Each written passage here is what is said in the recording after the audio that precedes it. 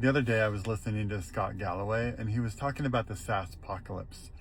And he was suggesting that it was overblown because he kept saying there's no evidence whatsoever that these companies have any movement on their bottom line in terms of the number of subscriptions, etc. This is just a reaction to the AI story. And, in part, he's probably right. They probably do have quite a few, their subscription base is probably fine. But I have a couple of things to remind Scott about. One, their big clients, the ones that account for most of their revenue, pay annually. They're already locked in. I don't know when their renewal dates come up, but it's not month to month. And you might be right that the big companies, the Verizons of the world, are not going to cancel their Salesforce subscription. They can't. They don't know how to change their business that fast. But that's not how these SaaS companies grow. They don't grow by getting more Verizons on board. I mean, maybe there's a little bit of like merry-go-rounding of who uses what SaaS, but mostly they grow this other way. Like, here's an example with Salesforce. I've been in many conversations through my life as somebody who's very close to SaaS and B2B SaaS, where somebody will say, everybody eventually ends up on Salesforce. And it used to be true. It used to be the case that you would use whatever was cheap until you hired a real sales team, and then you had to switch to Salesforce because that's what they knew how to use, and that's what sales managers knew how to use, and so it's just kind of a default thing that you would switch to.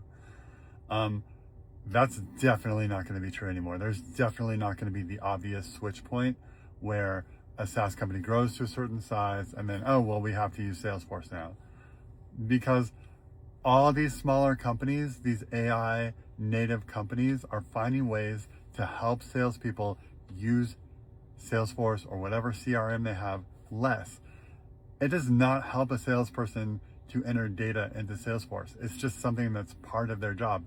The more that context can go into the system via them just making phone calls, sending emails, and just doing their actual job instead of data entry, the better. So other systems are going to be better at helping companies make that leap, especially smaller companies make that leap, than Salesforce is.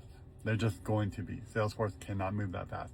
Sure, they might have some cool demos out there, and I've seen some that look okay, but they're just not that good.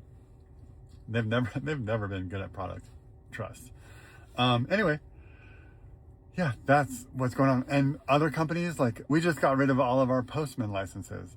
We were paying over $7,500 a year for 55 people to keep track of the test API calls that they would make.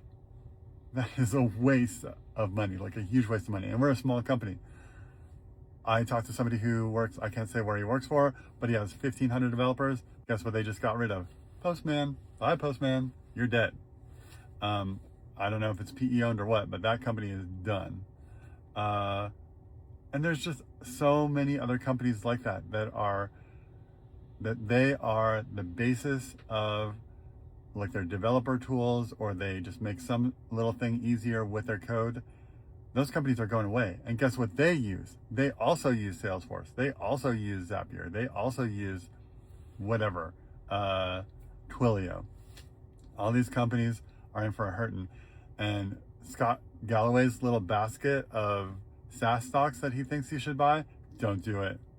Those companies are not going to get back on a growth trajectory.